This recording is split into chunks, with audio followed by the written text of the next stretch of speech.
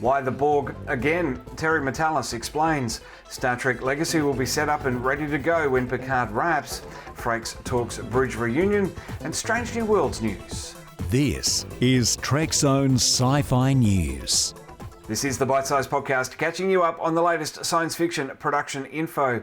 Picard showrunner Terry Matalas has spoken with Screen Rant and answered fan questions online in the few days since Picard's 9th episode of Season 3.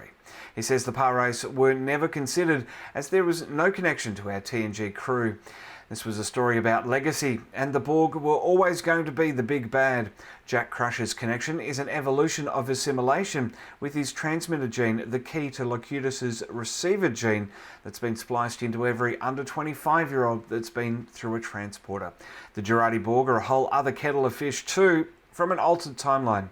Death by Borg was always going to be Shaw's fate, but he's not necessarily done with if Legacy gets a leg up. And Vadic's hand-face thing was indeed a subspace link to Alice Cridge's Queen. The one thing I wish would have been in dialogue, or at least clarified by Matalas, though, was a fleet number. It makes far more sense for, say, just the first fleet to be around Earth for the celebrations, given the sheer size of the organisation at this point, surely. Anyway. Speaking to Trek Movies podcast, Jonathan Frakes says the finale forthcoming will lay clues to the Star Trek Legacy spin-off that seems as all but certain as Strange New Worlds was following Discovery's second season.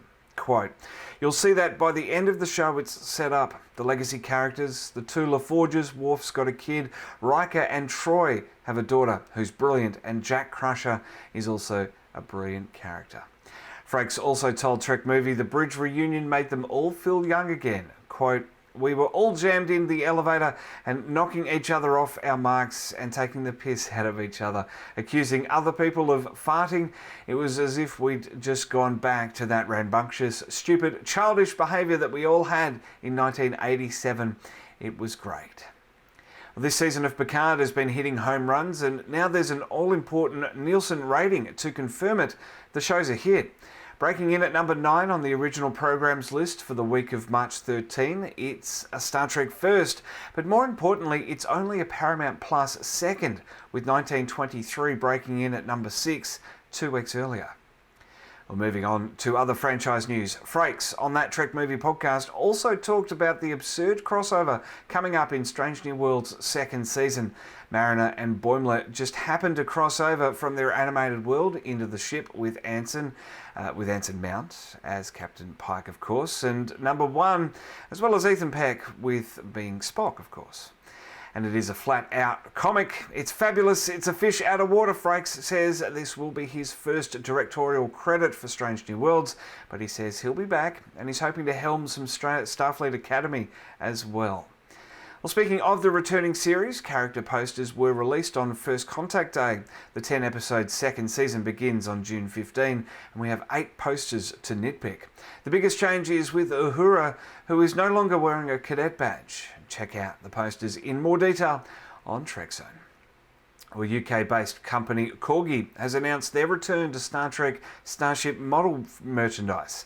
First in the Star Trek sphere back in 1982 during the Wrath of Khan, then in 2006 for the 40th anniversary, and now plans for the new DIECAST models were announced on their social media.